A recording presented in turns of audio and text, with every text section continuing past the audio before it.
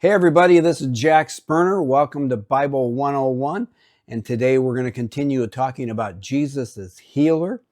And we have a special goofy video for you I made back in the day for children's ministry. And the video is on Luke chapter 5. And in this video, this verse in Luke chapter 5 kind of shows why Jesus specifically came to heal people.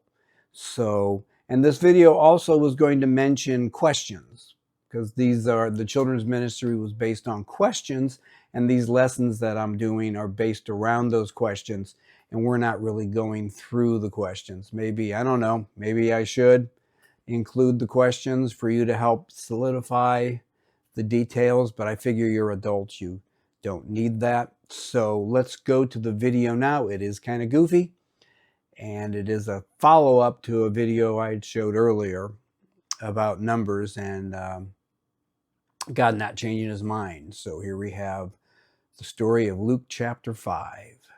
Okie dokie, everybody. We are going to do an incredible story today from Luke chapter 5, 17 through 39. And what we're going to do right now is just start reading the story.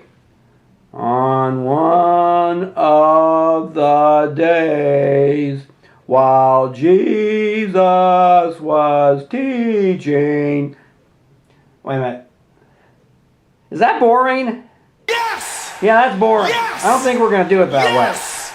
way. Yes! I think we got to do it a different Yes! way. Okay, so Yes! Luke 5, 17 Yes! through 39, Yes! we're going to Yes! tell a story. Here's the story. You know, we've done that before.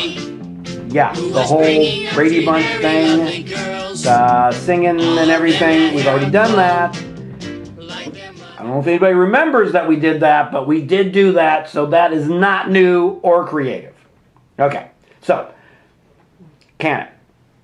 We all know that Jesus was God. And so Jesus, wherever he went, there would always be tons and tons and tons of people following him.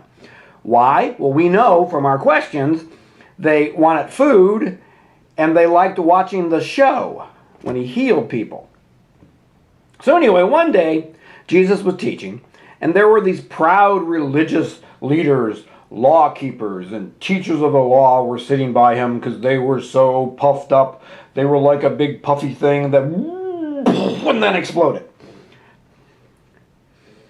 They had come, these puffied up people that were going to explode, they had come from every town in the countries of Galilee and Judea and from Jerusalem. And they were sitting and listening to Jesus. Now, they're trying to check Jesus out to make sure he's like not doing anything wrong. So, there was this man, and he had some really cool friends. And he was a sick man. He was not able to move his body. He couldn't move. And they tried to get him to Jesus, and they were carrying him on a bed. No, not a bed that's big. Surely they weren't carrying him on a bed like that. They were probably carrying him on a little mat or something. No, not that small. No, okay, please. Okay, so they got to the house where Jesus was, and there were just all these people. No, more people than that. No, a lot more people than that. I don't think that many people were there. Okay, but you get the idea. There were a lot of people, and they could not get inside the house. So one of the guys had a really great idea. Bang! Said, hey, let's take our friend to the roof and make a hole in the roof. Don't ask me who's paying for this, but that's not the point of the story. I wouldn't want a hole being made in my roof, but anyway, they made a hole in the roof, and then they let the bed with the sick man on it down before Jesus. So here's Jesus, and he's teaching, I want you to be holy before God. I don't know if he said that, but he was teaching, and it was something good, I'm sure, because when Jesus taught, it was awesome. And then when Jesus saw their faith to lead the man down through the hole in the roof, they did that. And why did I pause there? I don't know. But anyway, they did that. And then Jesus looked at the man that they had brought down, and he said, "Friend, your sins are forgiven." The guy laying on the bed said, "Whoa, what?" Jesus said, "Your sins are forgiven." And I'm sure he's thinking, "Oh, that's cool, Jesus. That's really cool. You've forgiven my sins, but I kind of would like to walk." Now, we all know that if Jesus forgives your sins, that's forever. That's eternity. You're going to spend eternity with God. But he wanted to walk. I'm not sure he was disappointed or not. I don't know. The Bible doesn't say whether he was bummed that he got his sins forgiven when he wanted to get healed.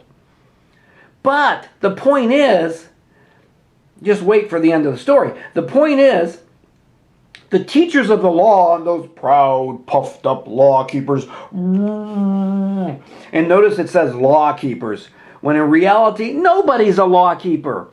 They thought they were righteous, they thought they were perfect, but nobody is. Because the Bible lets us know, and we know in our hearts, that all have sinned and come short of the glory of God. So anyway, they're all puffed up, and they say, "Who is this man who speaks as if he is God?" That doesn't sound arrogant. Who is this man who speaks as if he is of God? He is God.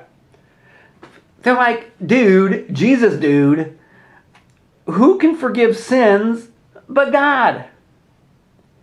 Who? Who do you think you are? Who? We can play that Who song. Who are you? Who? Yeah, who is he? Who do you think you are, Jesus? Now, Jesus knew what they were thinking. He was like, I am God. Actually, he didn't do that because he was like perfect. And if you're doing the laugh thing, if you're doing that laugh thing, then that means you're kind of arrogant, and that's a sin. Arrogant means you think you're really better than the other person. So Jesus would never do that. He would always be humble. But anyway, Jesus is thinking, why do you think this way in your hearts? Why are you thinking this way? Which is easier? And here's the big thing. Which is easier? Is it easier to say, your sins are forgiven? Little lightning bolt sound there would be cool, don't you think? Your sins are forgiven. Lightning bolt. Cool, got it. Okay. Or to say, get up and walk. Which is easier?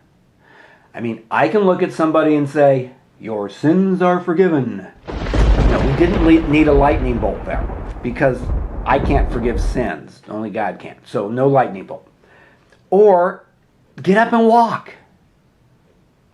Get up and walk is kind of impressive, especially if they do it. Right? Yeah, I think so. So, what Jesus said is, and this is the cool part, and it's one of our questions. You know, he showed, he healed people to show people his power. And so here he says, in Luke 5:17 through 39, here he says, to show you that I have the power to forgive sins. Watch this. So he says to the man, I say to you, get up. Take your bed and go home. It's not like take your marbles and go home and take your toys and go home. You know, I don't want to play with you anymore because you've been bad. Just take your toys and get out of here. No, he's saying take your bed and go home. Now, once again, we know that the bed is not like this big. So the sick man got up in front of them and he took his bed. And I'm sure the people had to part, like, to get out of the way. You know, here he comes. He's got his bed. Oh, get out of the way. And all those who saw it were kind of like amazed. But the real point is, Jesus showed his power to forgive sins by healing a man. And, well, duh, isn't that what we've been talking about? And which healing is eternal? You guys know the answer to that question. So that was your Here's the story. Of a lovely lady. Once again, not bringing up that three very story. lovely Is girls. it ever going to All of them end? had hair of gold. I don't know. Like their mother. Okay, I am back. I hope you enjoyed that goofy video. If you want to look it up, the specific story we're talking about is in Luke 5:17 through 26. And realize Jesus came to forgive sins, and his major job of healing is healing our souls for the brokenness that we have for our very nature of sin. If Jesus came just to heal everybody, because if you think about it, he didn't heal everybody when he came. He didn't go everywhere, healing all people. Because we're human beings, our focus would have been on healing and not on the forgiveness. So remember, the healing Jesus does is to show his power that he has and the power he has over sins to forgive. Like, I mean, it's so easy just to say, your sins are forgiven. I could walk around doing that all day long. It's easy to say, but the reality is, how hard is it to say, rise and walk? That shows the power he has over sin. Everybody, see you next week when we talk about Jesus is the greatest person ever and why. It's fascinating stuff. Talk to you later. Bye.